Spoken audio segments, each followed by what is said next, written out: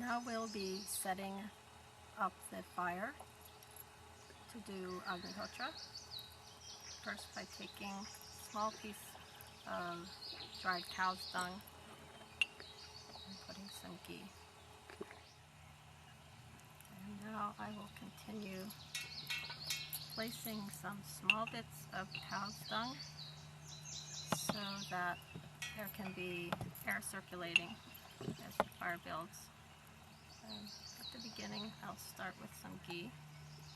Now we'll begin setting the kund to make the Agnihotra fire, first by placing a small bit of cow's dung with some melted ghee and another 3 pieces around it on the bottom, each having a small bit of ghee, just a small amount.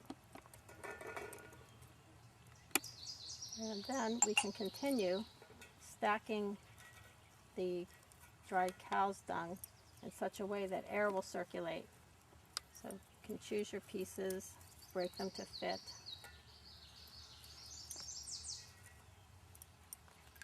Sort of like a log cabin style, the way you would build a log cabin, and leaving a hole in the middle, which is the mouth or the heart of the fire. And every so often you can dot a small amount of ghee.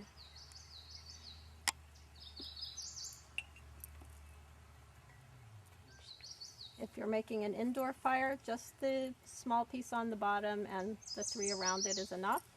If you're making an outdoor fire, you can go as high as the kund and even higher. Some people like to go even higher.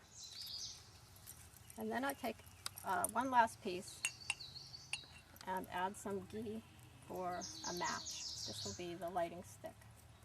Instead of placing the match inside the kund, I'll light this with the match and put the match aside. So I'll need a fair amount of ghee for that. Before Agnihotra time, about 5 minutes before, we should have this already set and be lighting the match.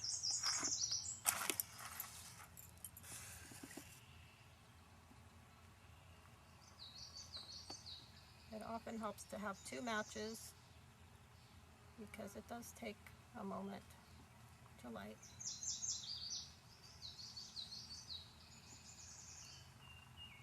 If you have thinner pieces of cow's dung, it will light quicker, obviously. These are pretty thick pieces.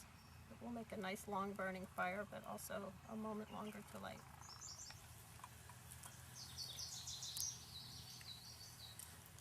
I'll shield it since we're outdoors, do some shielding from the wind.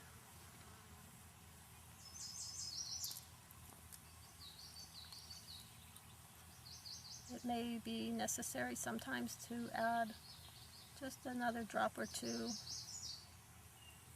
until the flame gets bigger.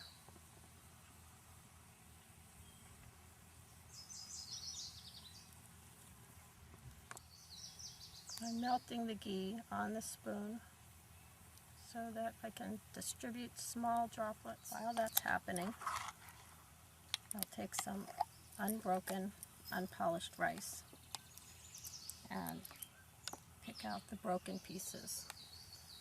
And when you first have your raw rice, it's rice. And after you've chosen only the whole grains and discarded the broken grains, what you have now is akshat. It's a suitable offering for the yajna. And if you're feeling you have a few extra moments, you can count 108 pieces into this small offering dish. Now I'm taking some ghee and melting it to place on top of the akshat. And I'll be mixing this together to make the offering. It would be 2 offerings. So in my mind or in the dish, I can divide 2 offerings for 2 svahas.